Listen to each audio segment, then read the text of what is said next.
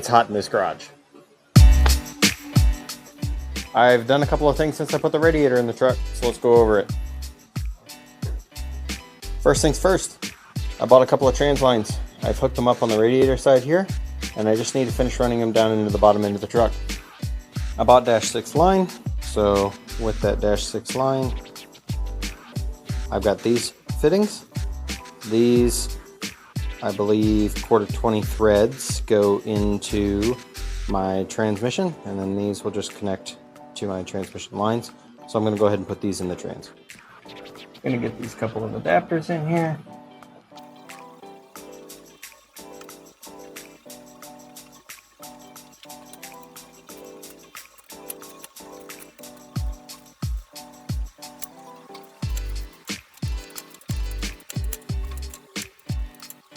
All right, adapters in place. So here's my slightly sloppy but temporary transmission line setup. I've got my top and my bottom line here zip tied up into place, running down and back and onto the engine here, coming out to the transmission on the other side. So I took this fan off. Obviously I need to go ahead and just remove these bolts and replace them with some bolts from Ace Hardware that fit the length that I need to hold the pulley on without the fan on it.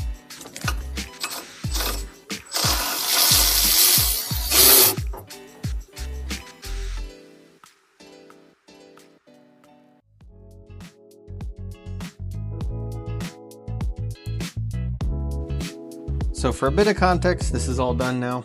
I didn't have video putting it together, but taking these out, I found that these were stripped and the wrong bolts were in there holding the fan in to begin with. So I ended up buying replacement bolts that were the same thread as what held the fan in, screwed them in, realized that that was not the right thread. I then happened to have an old water pump on hand and figured out that these are actually fine threads.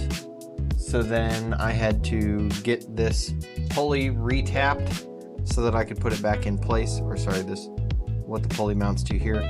Re-tapped the holes on my original water pump here, and then was able to bolt this back up.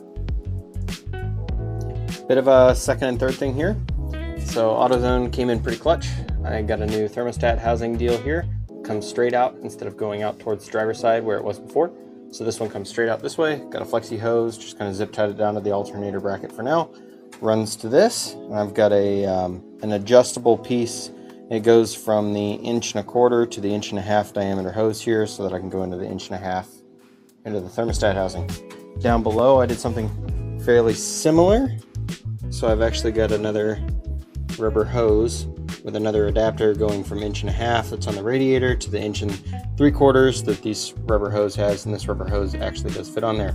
I do just need to trim maybe, I don't know, about 1.5" off of this guy. So as you can see, I've got a little extra tube from the OEM tube compared to what's actually going to need to fit down on this bottom hose. So I'm going to cut a little bit off of this so that it doesn't kink the hose as bad. This is just a temporary solution until I get new hosing on the new radiator when this is LS swapped. So this will do with a couple of hose clamps for now, and I'll be changing all my rubber over later.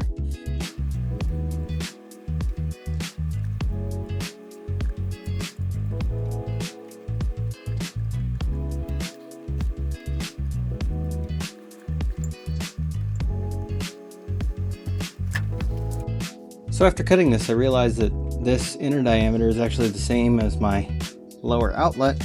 So A and B actually fit together just fine without kinking the hose anywhere. So I'm gonna just take that out, put a couple hose clamps on it, and call it a day.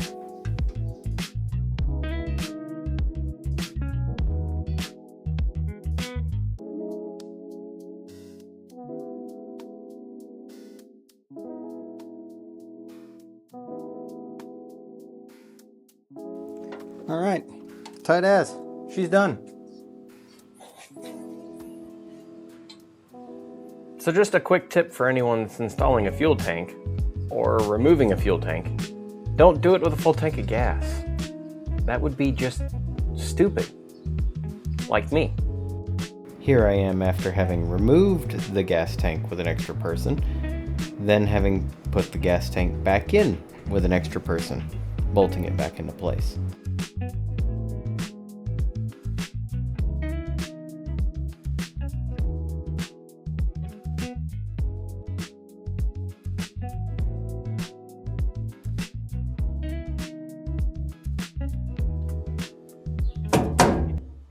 That's not going anywhere.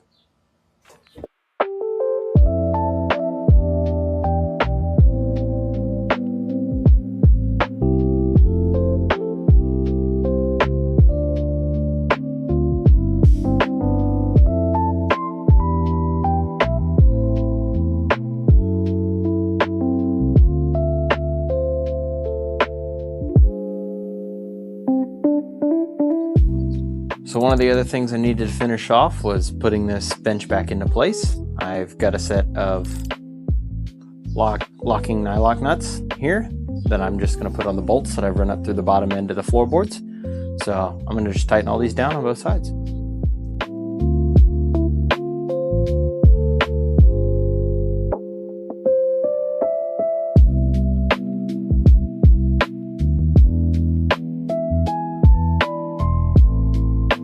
Have to get a wrench. Wrench in hand, going way under. This is a pain.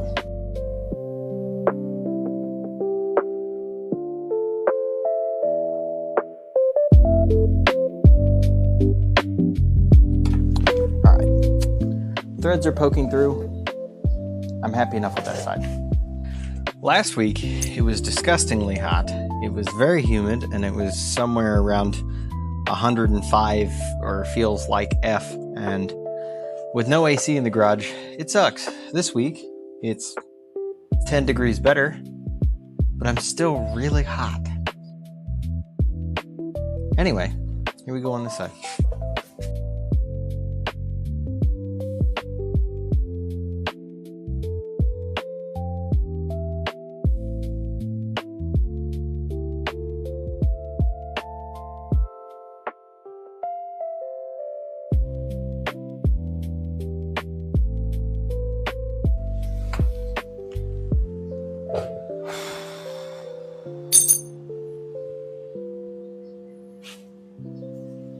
Cool. Now I'm supposed to that's not going anywhere. Cool, it's bolted in. So before I could lift the whole rear end of this seat up and I can't move it anymore, which is exactly what I want. So I'm gonna just pull the seat belts through and that'll do it for now.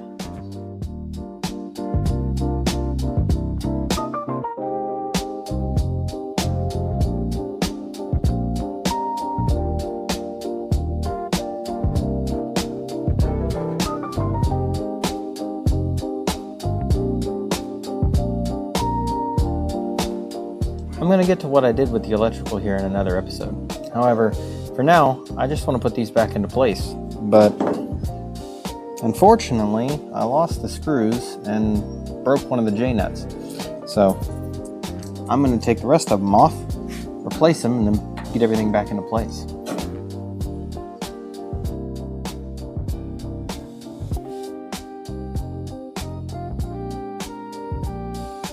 It's the simple stuff like fresh hardware that does really make me happy.